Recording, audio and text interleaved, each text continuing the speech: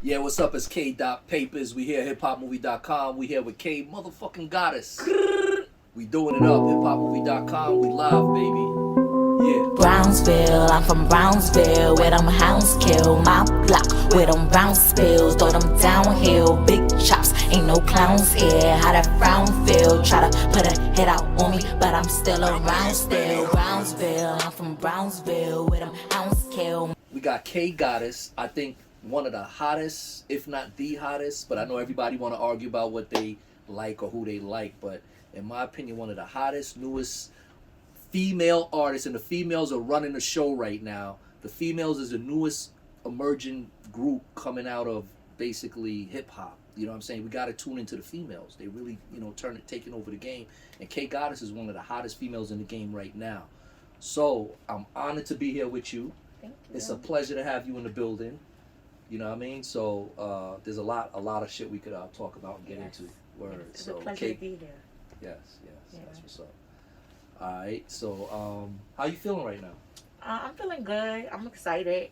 I just dropped my new single, Keep It 100. Ain't wanna see you come out on the top with a win. I got some stories, don't know where to begin. Hands real dirty like the water in Flint. One for my hairstylist and my cameraman. Swear to God, that bitch.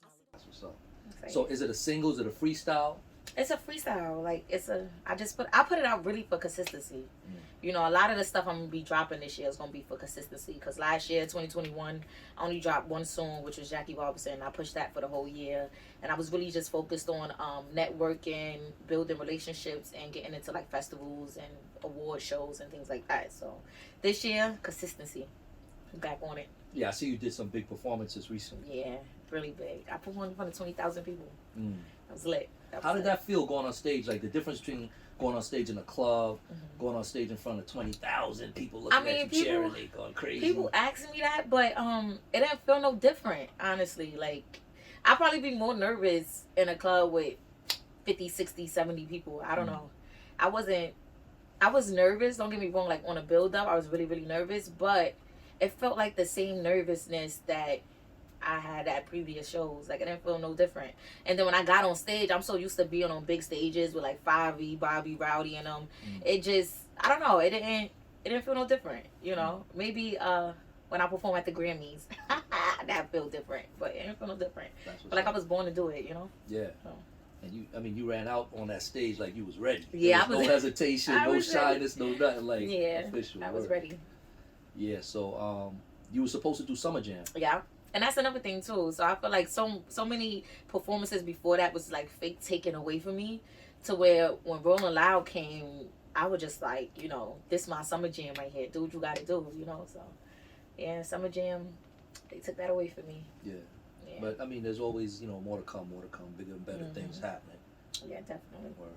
So I want to take people back because I've seen a lot of interviews online, but I kind of feel like I want to get to the heart and soul of where you came from and who you are, so people could kind of get the full story on you, the backstory. Besides, there's a lot of action going on now. You be in the mix, you trending, but like I want people to see like how you grew up. So let's start. Where were you born?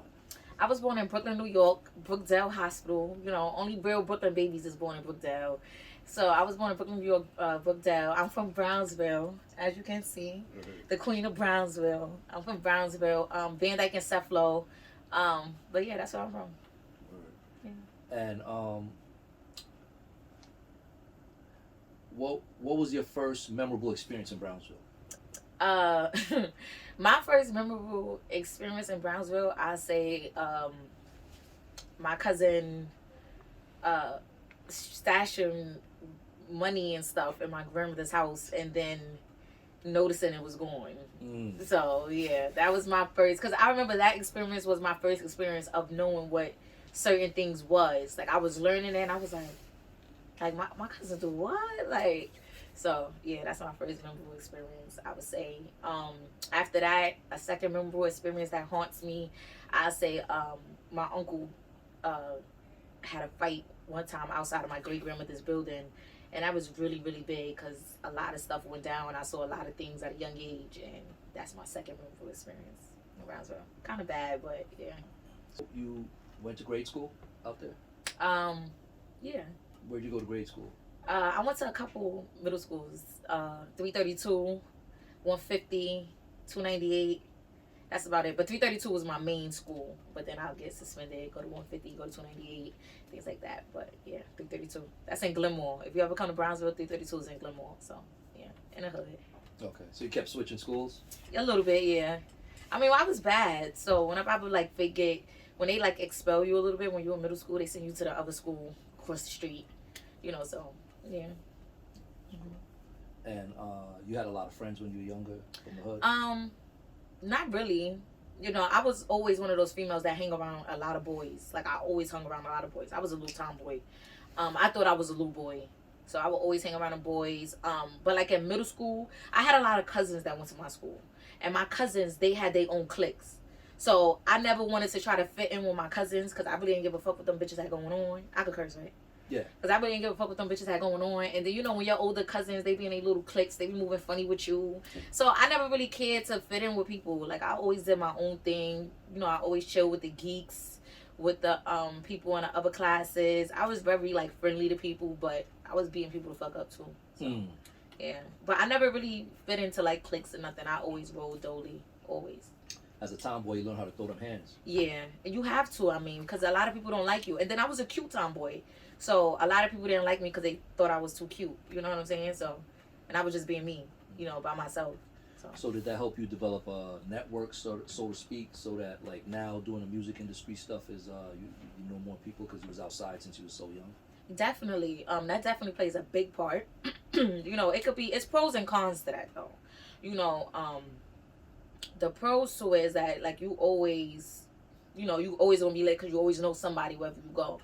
And then, like, the cons is just, like, people hear stories about you and they judge you not even knowing who you are. So it's like if you've been outside from so young, people prejudge you.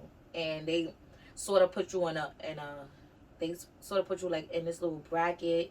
But then they also sort of kind of fake try to blackball you because if certain opportunities do come to the forefront for you, they not giving it to you. They giving it to the people they cool with because they heard bad shit about you. You know, so it's pros and cons to it. Did you grow up with both parents? No, I grew up with my grandmother, and my mother was around. She was very active, you know, but my grandmother raised me. So you close with your grandmother to this day? Yeah, she get on my nerves, but yeah, real close, too close. So you got a lot of family that's based in the Brownsville area? Yeah, my whole family is most of my family is in Brownsville. I have family down south, Alabama, Virginia, Detroit. South Carolina, North Carolina. I got family all over, but my great-grandmother, my grandmother, and my mother, like those 3 generations, Brownsville. Yeah. So what was college like? I went to college upstate. I mean, college was good. You know, I went to college because when I was in middle school and stuff, it was a lot of beef, a lot of things going on. So, you know, as you get older, there's transitions with you. And a big indictment had happened. My best friend got sentenced to 25 to life, you know, so she's upstate right now. And her, like, what she used to do, she used to play basketball. Her, my god brother, rest in peace, Nuki. He used to play ball. Daniel, rest in peace, Daniel. Daniel used to play ball. So I decided to, like, get out of the streets by playing basketball. And I felt like they was living through me type shit. So I let basketball really be, like, my motivation to get out the hood. So that's what I went to college for. I went to college for basketball. And when I was at school, like, I feel like I was broke. Like, I feel like I was one of those broke college students. You know, it felt good going to college football, you know, but I needed to make money. So I started bartending in clubs shortly after. But you had to be nice already to get a college to pick you up to play ball. So you didn't just start playing, like, later. So you was outside playing a lot. Because when I was in high school, first off, when I graduated middle school, I don't even know how I was able to make it to high school. I don't remember how. I don't have a diploma. I don't have nothing that shows me I went to the next grade. I just went and signed up for high school. So I don't even know how I got there. But when I went to high school, I was going through a lot of things. So I had to keep getting transferred. And so basketball helped me get my shit together for school and get back on path and things like that. So I started playing basketball when I was a sophomore in high school. And then after that, I was nice at it. So after that, I just kept practicing, kept going. And then my senior year of high school, I ended up transferring to Paul Robeson. And when I transferred to Paul Robeson, I graduated from Paul Robeson, got picked up by a college and went upstate for basketball. So it's pretty What college was that? Herkimer County, upstate. Dope. Mm-hmm.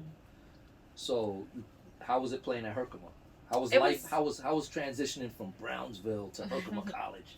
What was that like? I mean, Herkimer's you got along with everybody at school, or how? Yeah, because Herkimer's a little hood. And that's why I'm saying, like, every part of transition in my life, it helped me now, because I went to school upstate for Herc, and thank God I wasn't no slut in college. I thank God every day I wasn't a slut in college, because everybody in Herkimer was from the city. Like, everybody. Like, majority of people was from the Bronx. That's how I know so many people from Highbridge. That's how I'm cool with, like, Don Q. I know his brother and things like that. So, it's like, everything just, the way it happened. Oh, that was all at Herkimer? It was all at Herkimer. Yeah. It was mad Bronx niggas in Herkimer. Mad niggas from Queens in Herkimer. Like, everybody just knew everybody. And then you had, like, the upstate people and things like that was up there. But college was lit. It was lit. I recommend every kid go to college. If you don't stay, if you don't graduate, experience it. You need to experience college. College was lit. It was lit. Word, stay in school. It was lit. You know. Get that paper. It was lit. College is definitely lit. I don't believe that you need a degree to make it in life, because you obviously don't. There's so many people that made it in life without a degree. True. You have people that has degrees and they not even doing what the fuck they majored in. You got people that have degrees and sitting at home on their ass. So, you know, do to each his own. But experience college and a dorm room and a campus. Experience that shit, because that shit is lit.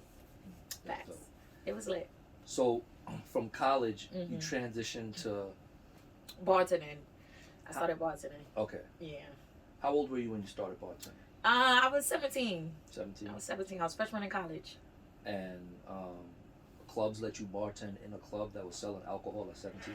I had a bartending license. So that's the thing. My freshman year of college, I came home during the summer, and my brother ended up paying for me to get my bartending license. I went to Americans bartending school right there on 34th Street, and got my bartending license that summer. And yeah, clubs picked me up. I didn't even need a license, but it helped, because they didn't ask me, like, for my ID to see my age. They're like, oh, she got a bartending license. Like, why would we think she underage? So, yeah. I was surprised that they gave me my license, though. I ain't gonna lie.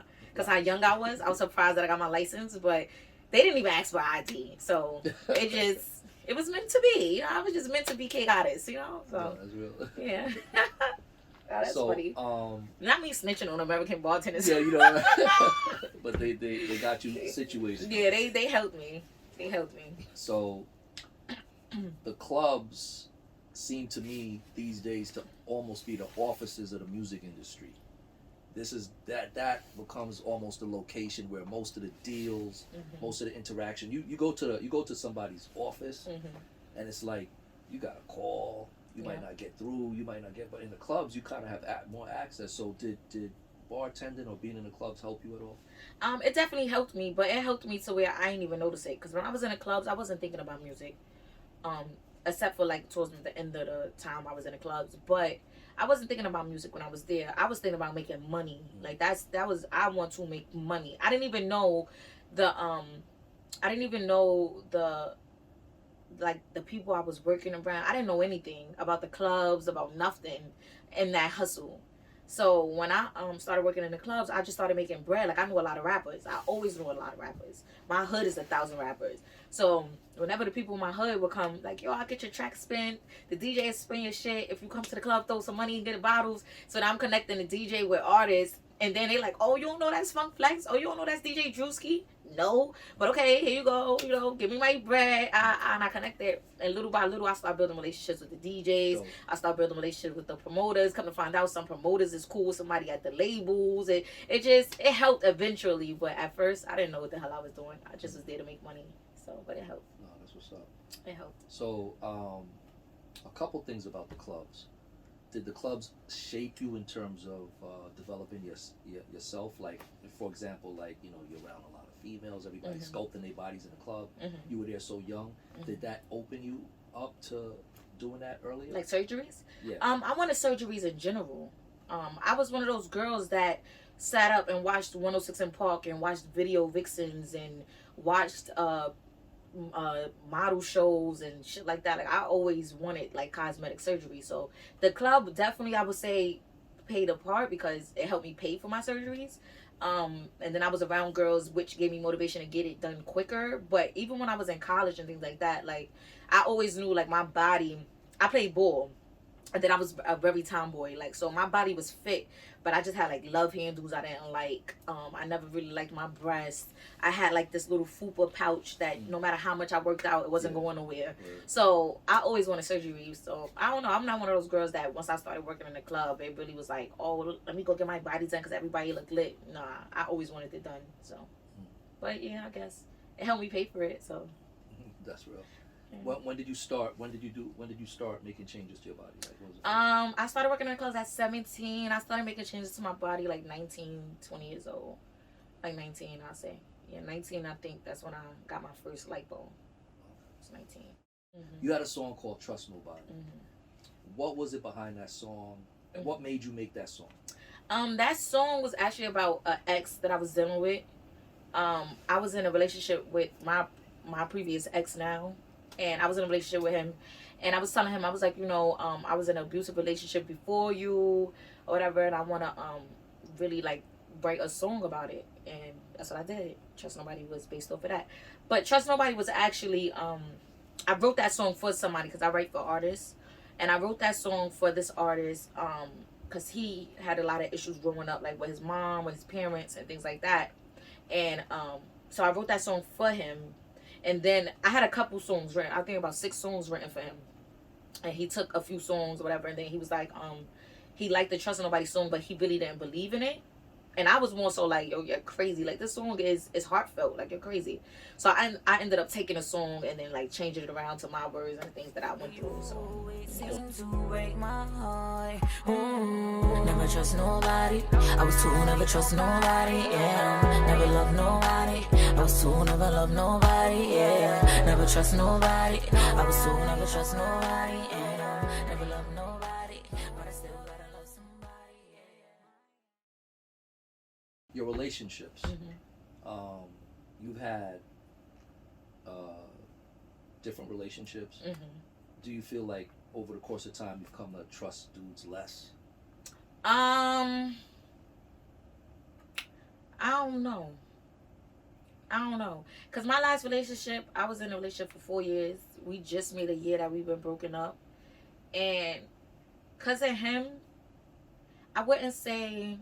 Because I really don't trust nobody, like, at all. Like, I really don't trust nobody. So I wouldn't say it's not about not trusting the dude, but I do know, and this might sound gold diggerish, but I do know if a nigga go broke by my side, I don't think I'm sticking around again. Yeah, I just don't think that's something I stick around again. Like, I really got to be fucking with him. Because my last dude, I'm just good on relationships right now. Like, I don't know. Like, it just... Are you in a relationship right now? Hell no. I just got out of a 4-year relationship. And it's only been a year since I've been single. And I'm still not fully healed. So, hell no. I got somebody that I'm dealing with that I knew since I was a little girl. And that's about it. But besides that, I'm good on relationships right now. I don't know. Who was your first relationship? Who was my first relationship? Yeah. Do you remember? I remember a little bit. It was this boy, and his name was Quintel. And we was really young, and my cousin was dating his friend, and I was in love with that little boy for so many years. I actually saw Quintel probably like 2 months ago. Oh, and his sisters. still friends? No, I don't really. No, I don't know. I don't know the grown version of him. You know, we was young, we was little, but yeah, his name was Quintel. I liked him a lot. Okay, I really liked him. I used to cry over him and shit. Oh, honest. Listen to sad songs, and I didn't know what the fuck the sad songs meant. So yeah, cool. I guess that was my first relationship. Everybody has a, first. But that last relationship I just got out of though. Let's talk about the last relationship. What was his name? Anonymous. Okay. How did y'all meet? We actually met because I was working in the clubs and I was a bottle girl. And he had a song that was going viral at the time. And he came to the club. He was hosting the club. And I was his bottle girl. And that's how we met. But we never really remembered each other until years later. After he got off of TV. You know, he was on Love and Hip Hop and stuff. After he got off of TV, I was looking for a producer. And DJ K Slay. and a few other DJs was telling me like I need to get my own beats. So I actually hit him up to work with him. Ended up paying like $100 and something cab all the way to Jersey, and we worked together. And after we worked, I don't know, we just was around each other every day, and we just ended up getting into a relationship. So. Do you feel it held you back by having a manager and a producer? No, I feel like he definitely helped me. You know, us working together definitely molded me, and it helped me become stronger. So no, I don't feel like he held me back to a certain extent. Okay. And you had pulled up at somebody's Addy. Oh, Mariah Lynn. Yeah. Mm-hmm. Mariah Lynn. Mm-hmm. What sparked that? Me and Mariah was arguing, but what really sparked it for me to pull up to Jersey was that she told me she was gonna have niggas jump my ex, and I just felt like that was a no-no. Because number one, my ex is not like that. Like, everybody knows that my ex is not like that. Like, he's not a confrontational dude. He's real, like, mellow and sneaky. But he's not confrontational. So, you know what I'm saying? Her threatening him, I don't know. It rubbed a loyal bone in my body. She needed to get her ass beat. So you were protecting him? Yeah, I was protecting him. I damn sure was. I was very overprotective of him. Too much. Yeah, too much. Ruined a lot of relationships because I was overprotective of him. So, yeah. All right. And the relationship before that? The relationship before that, I was engaged. I was engaged to someone from Sudan. Wow. Yeah. And he used to beat my ass. So. Oh, okay. So, yeah. So, like, a lot of those problems from my previous relationship before that kind of rolled over into my last relationship. So. Okay. Yeah. A lot of your problems from the dude from Sudan? Okay. Yeah. So he was going too hard. Yeah, he used to beat my ass. Like, he used to beat my ass, drag me out of cars, spit on me, tell me he would fucking lock me up in a basement and have him and his friends rape me. Like, he used to. Like, I don't know what's going on in Sudan, but you're going too hard, homie. Yeah, because in Sudan they don't respect women. So yeah, he used to really, really beat my ass, like, really, really bad. He went too like hard. To the point to where, like, my last relationship, that was a lot of our problems. Like, we'd get into arguments, and like I'd be very defensive because I was so used to my previous relationship. So exactly. You know, it was yeah. So shit happens. Yeah. Yeah. So what was up with you and Designer? Was that a relationship?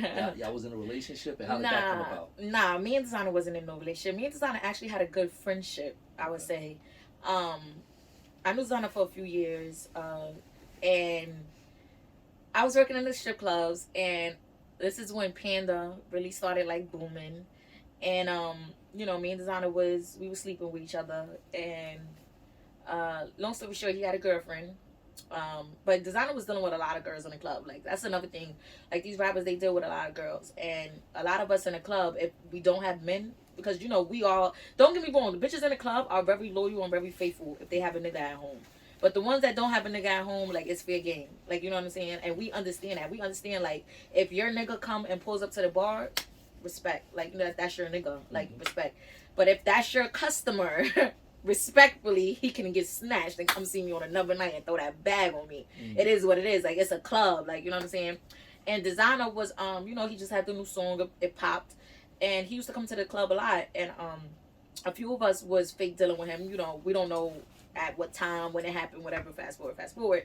And long story short, fast forward, I'm in my relationship now. This is years after me and Designer's dealing with each other, or whatever the case may be. I actually, like, cut Designer off to deal with my ex. Wow. So, yeah, I cut off a lot of niggas to deal with my ex. So, fast forward, I see Designer's fucking with one of my homegirls. And he has a girlfriend. His girlfriend decides to post a naked picture of my homegirl. Oh, she's a home wrecker, blah, blah, blah, blah, all this crazy shit. And I commented under the picture, like, first off, you a female, so why are you exposing another female butt-ass naked body? I didn't like that. Yeah. And then second off, if a nigga is not jacking his girl, and we don't know that he have a girl, that's not our problem. Any woman that your man is cheating you with, unless she knows he has a girlfriend at home, that is not that bitch problem. That's just the way that I feel. You know what I'm saying? Like, even with me, my nigga cheating, first thing I'm asking the bitches, do you know about me? She say, yeah, bitches fair game. You're getting beat the fuck up. But if you don't know about me, I'm not about to sit here and attack the next woman. Like, I'm gonna come at my nigga. You know what I'm saying? Yeah.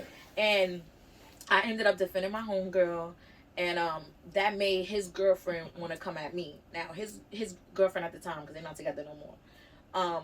That made her want to come at me. So making her want to come at me, she had a couple pulls behind closed doors, and I started hearing here and there.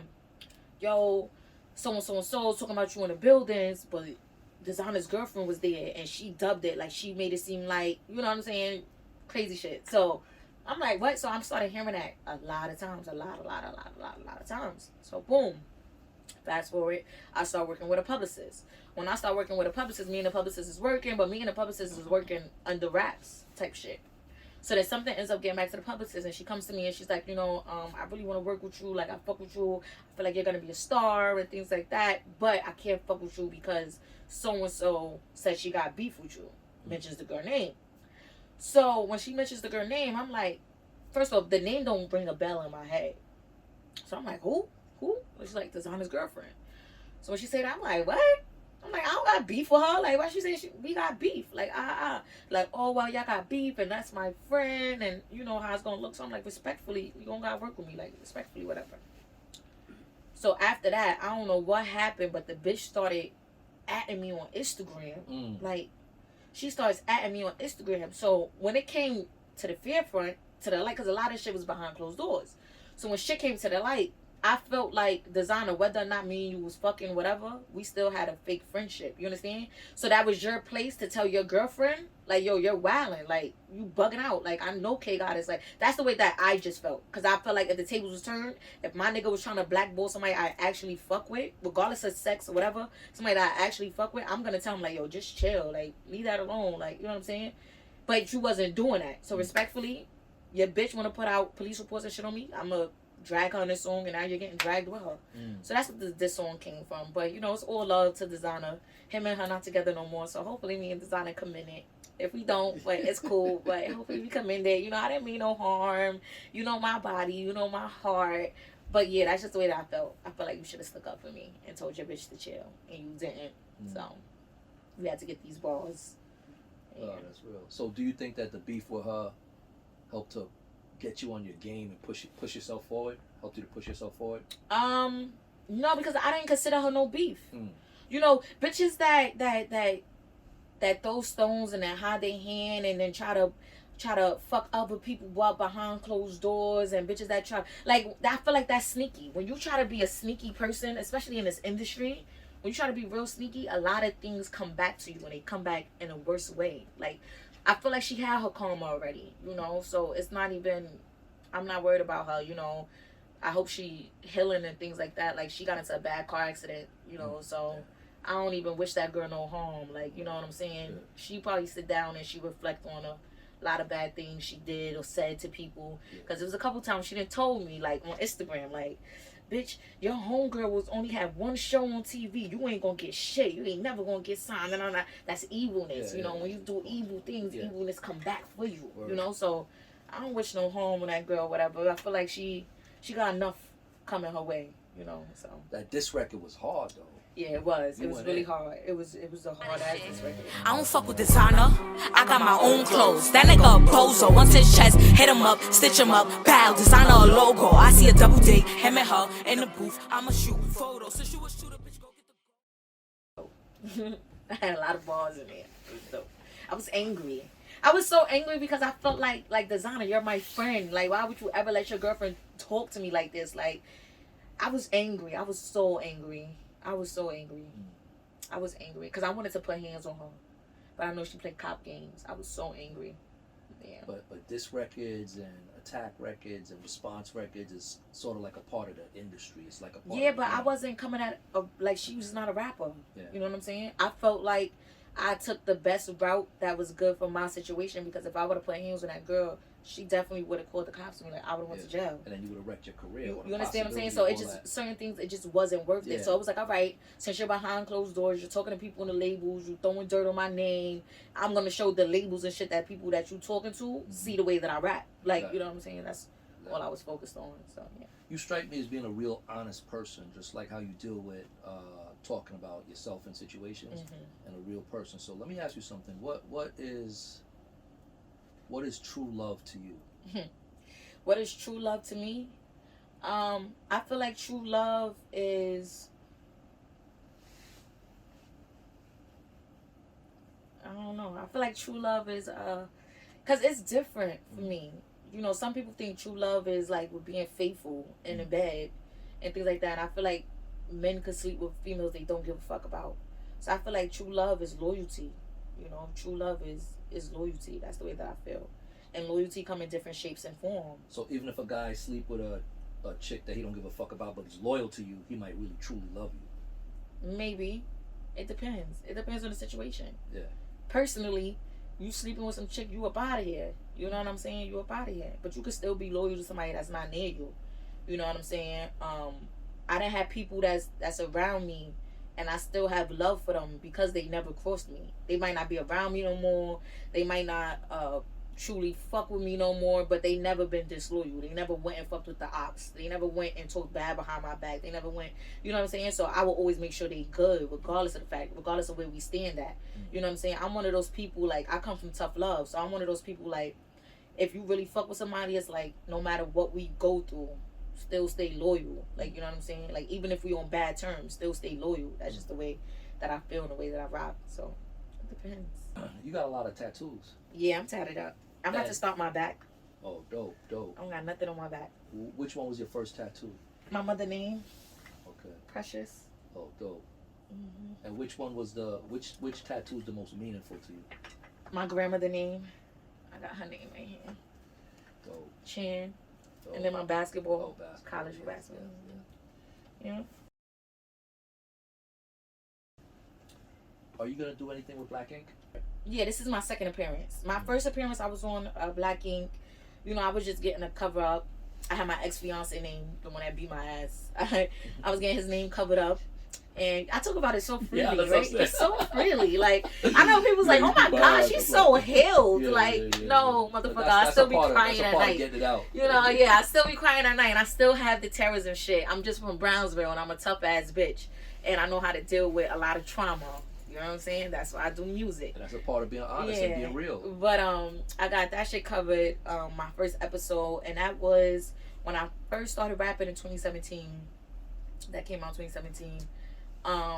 But this one is different. This episode, because I feel like that last episode I was on Black Ink, it was more like Kgoddess, come to get a tattoo. This episode they actually playing Jackie Robinson, like they previewing my music video, like they playing Kgoddess the artist, like it's actually stamped, like stamped. Okay, came a long way. You know what I'm saying? Now when they mention female rappers in New York, Kgoddess is in the top fucking 5. It's a fact. There's no female rapper in New York right now that just started rapping today that Kgoddess wasn't their influence, and that's a fact.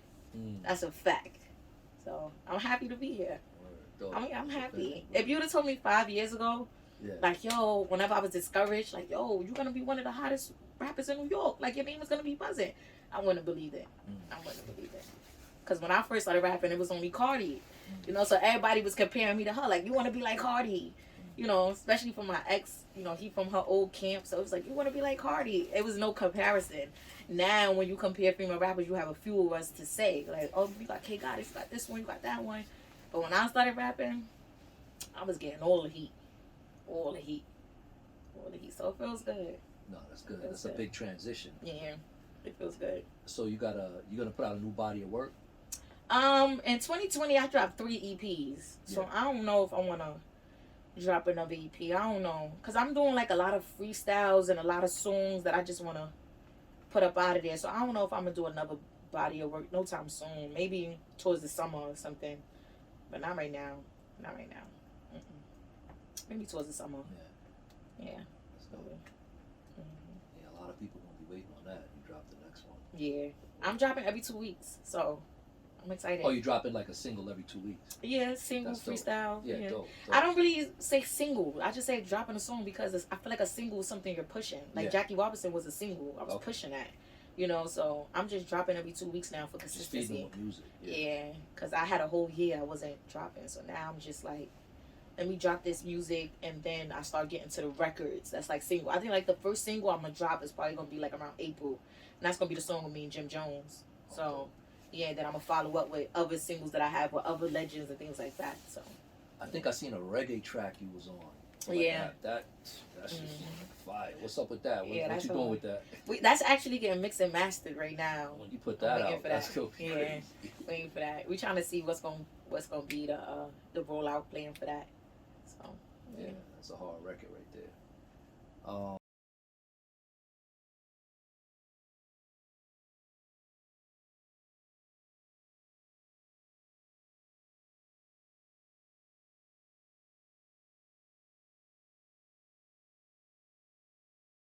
And so, who's your team? I have a few people on my team. I put them together myself. Keep watching, they always around me. Bow. Is it secret? Is it like... Nah, it's not a secret. I'm just like, I don't feel like naming all their names. Okay. It's my team. Like, Kgoddess here. I put that together. Come around, you won't see them. They always by my side. But do you have a crew that you rhyming with? Brownsville, my whole hood. I bring my hood out with me everywhere I go. Like, all the Crips, everybody always with me. Yeah, it's all love. I spread love the Brooklyn way. All love. Dope. So, where do you see yourself now? We went through your relationships. We went through you growing up, playing ball, working in the clubs. Now we at now. Where do you see yourself now as far as what you're trying to do in the game? What you're trying to get out the game? Now I just see myself being consistent. Like, that's all. I have so much unreleased music that now is just more important of being consistent. I feel like I already proved that I could rap. So now I'm telling my story, I'm telling my pain, I'm telling a lot of things that I can't tell in interviews, a lot of things that I can't tell on TV, a lot of things that I can't tell to my group of friends. You know, I'm telling a lot of things in my music that the way that I actually feel, things that I actually been through, and, you know, my hurt and my pain. So I'm excited for the world to hear me. Yeah. So, what's your favorite song that you made? My favorite song that I made, I don't have a favorite. Okay. I don't have a favorite. Every time I make a new song, I just feel like it gets better and better. What do you think is your most popular record? My most popular record, I'd say Jackie Robinson, 60 Seconds. Brownsville. Bad Bitch Commandments. Everybody love Bad Bitch Commandments. Bad Bitch Commandments about to hit 100K on SoundCloud. Okay. So I'm excited about that.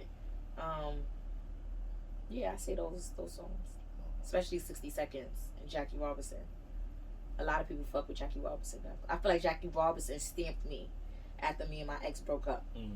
Like, that really stamped, because Jackie Robinson really showed people. So a lot of people thought he was writing for me. So Jackie Robinson really stamped it and showed people, like, oh shit, like, that's Kgoddess. Like, so yeah, I say Jackie Robinson.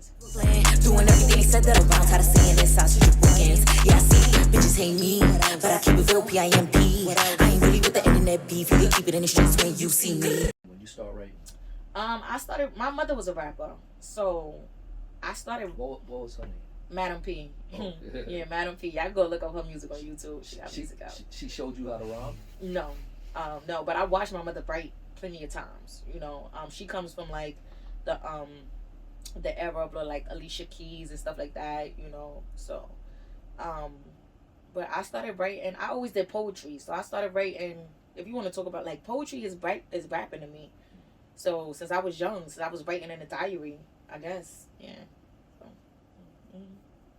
So you've been rhyming since you was young. And now, what's your process like in the studio when you're making a song? It depends. Like, when I go to my home studio in the Bronx, I call that my home studio because ever since me and my ex broke up, that's been a studio I could go in that studio and just go off the top of my head, like, no problem. So it depends. Like, if I'm in my home studio in the Bronx, I just go off the top of the head, tell him to keep whatever sound good. If I'm in here in Quad or if I'm in Premiere, sometimes I might have something pre-written, maybe 4 bars pre-written and then finish it there. Maybe a producer might pull up and I might start writing towards a beat. It depends. It depends on my mood. Depends. Depends. That's what's up. Is there anything else you want to get into? That ain't covered?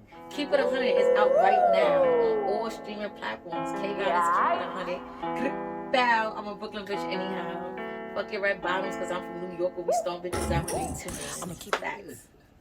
Dope. Facts. And where can they find you? You can find me on all streaming platforms. Kgoddess, K space Goddess, Kgoddess official on all social media platforms. Tap in, except for Twitter, it's at She's the Goddess. So make sure you follow me on Twitter because I am hilarious on Twitter. So we out motherfucking side. We outside. Your future's looking bright, Thank you. and you definitely making an impact on the streets of New York. I guess that's the streets nationwide, worldwide. I guess. K motherfucking Goddess, hiphopmovie.com. Hiphopmovie.com. Make sure you go right now. Right now. We here.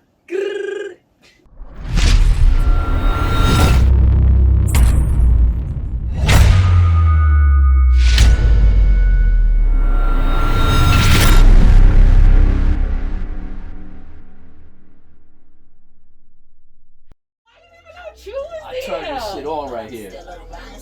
Brownsville, I'm from Brownsville, where them house kill my block. Where them Brownsville, throw them downhill. Look at Wally, he just started his hair. Still around, still T-top holes in the back. But I bounce back like tennis. Play with the bread, get racks. You ain't really about your business. My shot glass of the jack. Pop a nigga top, no Guinness. Tastes way better than snacks. Now a nigga flips stupidness. How about the whip? Got me on the can. Young I look. I fuck with the dealers. Damn, I look young. Look at that dude. Look at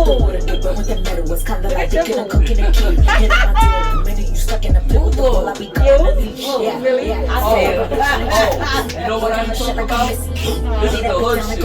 You in a video, right? You're doing a video, whatever. Fucking that pitbull, he like throwing all those fucking hands. That's real shit right there. That's my homeboy. That song actually, that song got killed by the cops. If I got that grip and a bitch talk shit, I blow that shit to my back ache. No fingerprints, I wrap that body then slide that shit like that way. Brownsville, I'm from Brownsville, where them house kill my block. Where them Brownsville, nah, they gotta bring this shit back, yo, I'm telling you. Ain't no house here.